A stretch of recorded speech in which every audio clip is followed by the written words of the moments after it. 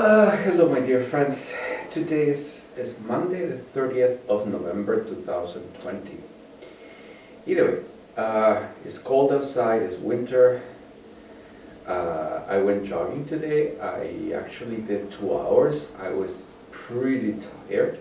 I think it was -4 degrees, but either way, once I got moving, I was very well dressed, so everything went fine.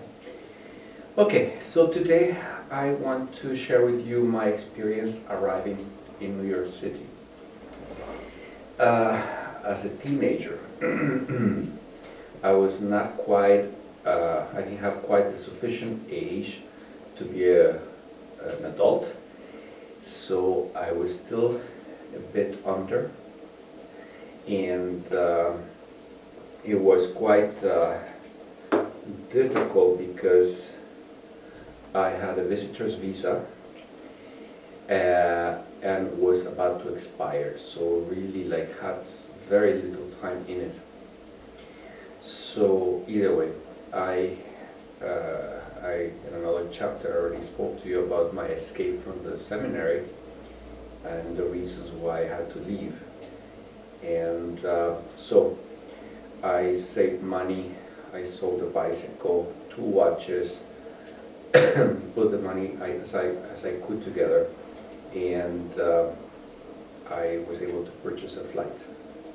So I crossed Atlantic and I arrived in New York City, LaGuardia Airport.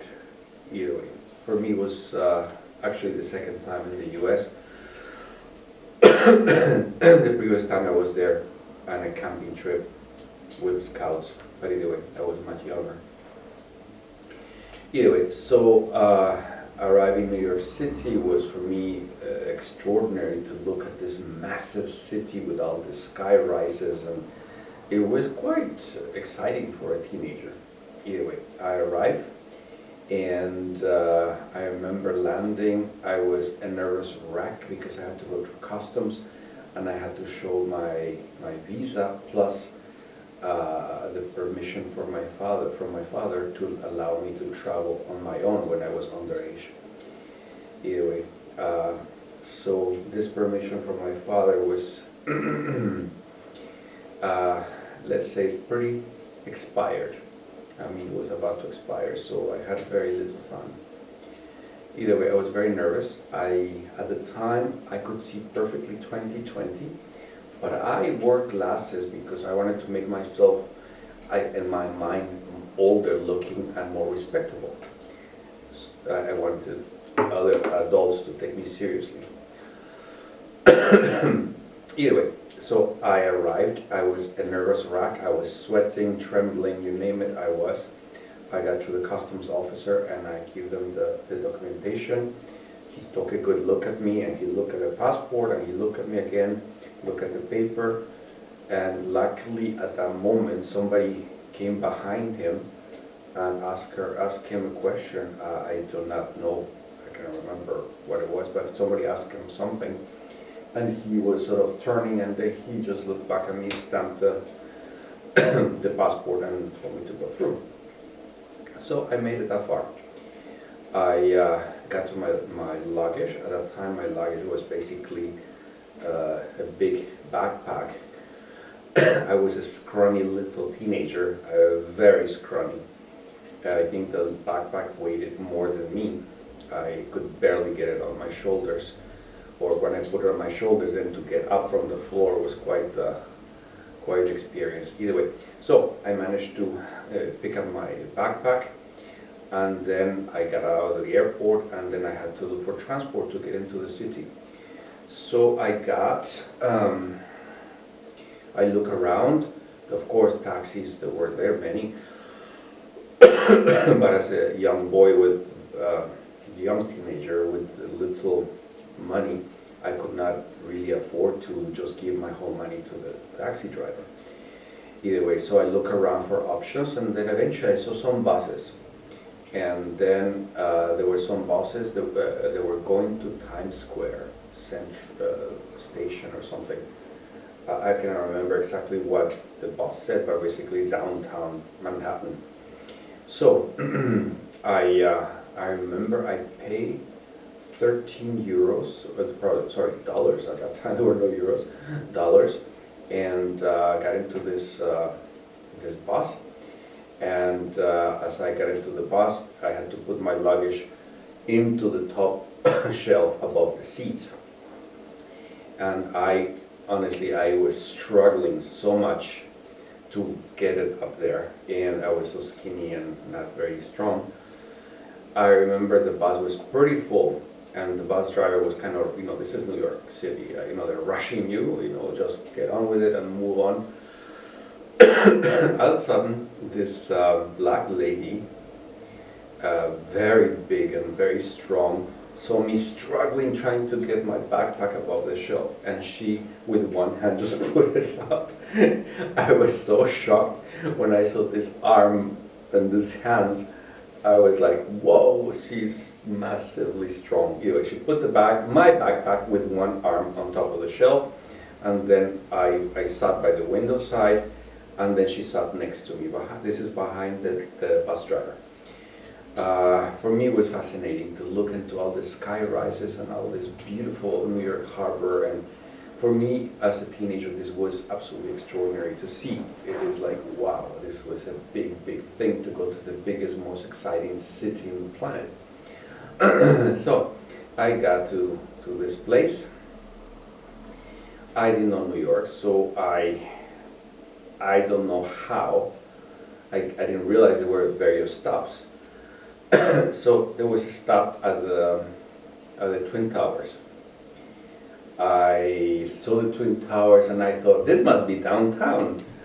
I didn't know how big was big, and the Big Apple. I got out the place and I thought, I'm gonna just look around and enjoy the New York harbor. And I could see the Brooklyn Bridge from where we were driving by.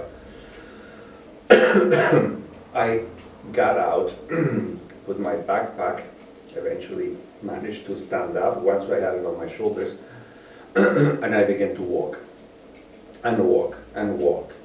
And I had no direction, nowhere to go to. I couldn't afford a hotel room. Or maybe I could afford maybe a couple of nights. I don't know, but not enough. It was definitely not. The cheapest hotel, probably not.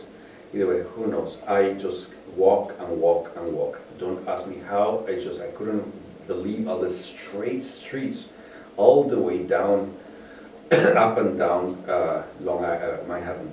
Anyway, so I walk, and eventually I was exhausted. I sat down a few times when I found a bench somewhere, and eventually I came up to Fifth Avenue, and I was very, very amused to see Fifth Avenue. And anyway, I went looking at the stores, and I was absolutely fascinated. So I walked from the Twin Towers, which is the front of the waterfront, all the way to the 14th Street. When I got to the 14th Street, I was absolutely exhausted. I couldn't. I was jet lagged already, so I had no strength to continue, and I was so thirsty.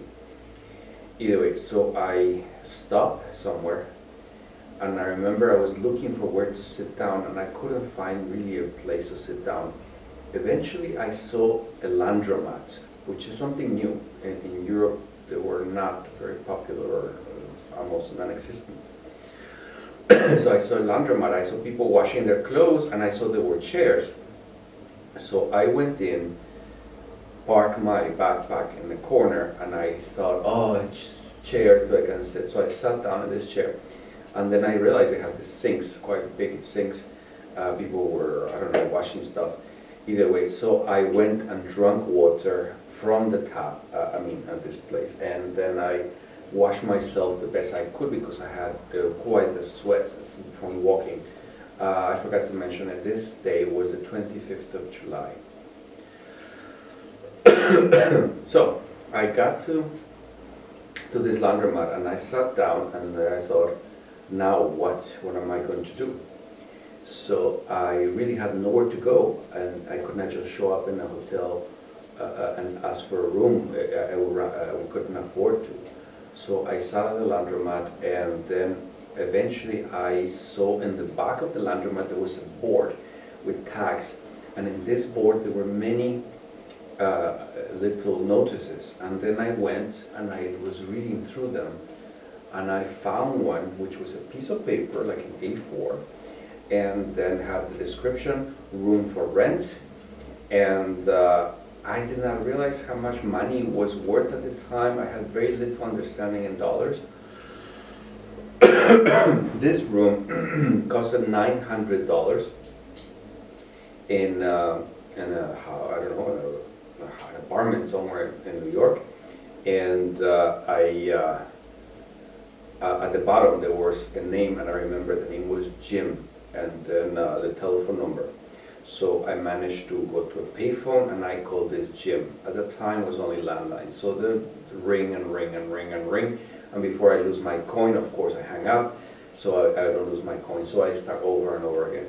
I must have called this Jim maybe, I don't know what to say, I would imagine 50 times. Eventually I managed to talk to this Jim. So this Jim told me, I'm not going to be home until after 11. So I said, okay, no problem, I can come. And then he says, it's too late. And then the time was finished. He gave me the address. The time was finished on my coin, on the money I put in. The telephone stopped, hung up. So I waited there, then I walk around, and then I got something to eat, some bread and a piece of cheese somewhere in the store, in one of these convenience stores in New York City where they have all this fruit outside. Either way, and then I waited. I found the address. It took me forever on foot, and I found this location, and I found this apartment, and I couldn't go anywhere. What am I gonna do? I just sat there waiting for this Jim. I was so naive and stupid. I just didn't know where to go. I thought he's renting a room. I need a room. I need a place to stay. So I just gonna wait for this Jim. Either way, so around 11, I was exhausted. I was putting my backpack against the wall somewhere, and I was just leaning and dozing on my backpack. I was jet lagged. So as I was waiting for this Jim, eventually, every time somebody approached the front door of this building, I was, hello, are you Jim? And the people were like, no, nobody was Jim. I was exhausted, but I couldn't miss out to Jim because he had to go in. I had the building address, but I had the apartment. So I'll continue as this person came in, this very tall, skinny guy coming towards the house, the building. I stand up and I said, are you Jim? And he looked at me with absolute surprise, and he said, oh, yeah, I didn't know you were coming today. I said, yeah, we spoke on the phone, I told you I was coming. Anyway, he looked a little ticked off, but anyways, he was kind enough to let me in. So I came in dragging my backpack. At that point I could not lift it much higher. I came in, and it was a very large apartment, and it looked nice, very dusty, and a bit neglected, but it looked like a very nice apartment. Either way, so he showed me the room, and I went to the back and I saw the room, and the room was very big actually, and had two windows facing the outside the inner court of the building. So that means it was quieter. So I said, oh yes, I like it very much. And then he said to me, oh, we haven't discussed the price. And then he told me it was $900 deposit, $900 for the first month rent, and there was a deposit for the keys, I think $150 for the keys. And then he said to me, do you have a job? Are you a student? And I said, yes, I will be a student. And he says, well, do you have a job? And I said, well, not yet, but I will. I just arrived today, but tomorrow I will go and find myself a job. I was so confident and so full of strength and energy and drive to succeed. So he was tired and he looked at me and he must have felt sorry for me. He let me in. I gave him all the money I had on me. I remember it was $650. So I was still some money short for just the deposit or the first month, whatever you want to call it. But he took the money and he asked me if I wanted a tea, and I told him I just need a glass of water. I need to go to sleep. Either way. So the room was unfurnished, of course, but he provided me with some blankets and some sort of a pillow, and I slept in a corner of the room that night. I was so tired that the moment that my head touched the pillow, I was gone. I was so happy to be in New York. I was so happy to be alive. I had so many dreams. I had so much ambition, and I really wanted to make it go. I didn't know how, but I just knew I had the drive, the energy, and every wish to make things happen. So it was a big city full of danger. I was too young and unaware of the danger, but somehow I had some good background in the sense of, I wouldn't say streetwise, but at least I had my guidelines of how I should behave myself and what I should do, what I should not do. So either way, I spent the night, I woke up, and I was so happy to be alive and to be there. I took a shower, a long shower, because luckily this room had a private bathroom, full bathroom in the room, so that was so wonderful to have a separate place for myself. And it was very much like this, had two windows, but these windows give into the inner core of the house. So yes, somehow when we're young, so young and we're so full of dreams, and we begin to live, somehow fear is not something we have on us. It's something we have such drive to go ahead, and so much will to live. And perhaps if I would do this today, I would not have the strength to go through everything that I did. But either way, so I just wanted to share with you my arrival to New York City. Either way, I hope you enjoyed looking at this. Have a good, beautiful day.